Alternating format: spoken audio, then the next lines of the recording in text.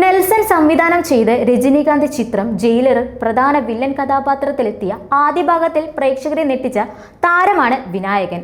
സിനിമയുടെ അവസാനം വിനായകന്റെ വർമ്മൻ എന്ന കഥാപാത്രം കൊല്ലപ്പെടുന്നതായും കാണിക്കുന്നുണ്ട്.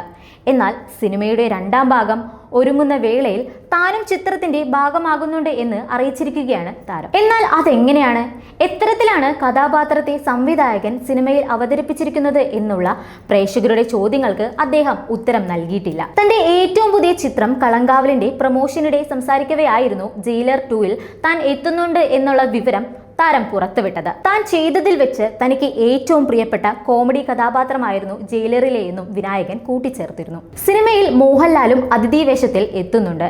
ജിത്തു ജോസഫിന്റെ ദൃശ്യം 3യുടെ ചിത്രീകരണം കഴിഞ്ഞ ദിവസം അവസാനിച്ച വീഡിയോ സോഷ്യൽ മീഡിയയിൽ മോഹൻലാൽ പങ്കുവച്ചിരുന്നു. മാത്യു എന്ന കഥാപാത്രത്തിലെത്തിയ മോഹൻലാൽ മിനിറ്റുകൾ മാത്രമുള്ള തന്റെ സ്ക്രീൻ പ്രസൻസ് കൊണ്ടും ഇൻട്രോ സീൻ കൊണ്ടും തിയേറ്ററിൽ കോളിളക്കം സൃഷ്ടിച്ചിരുന്നു.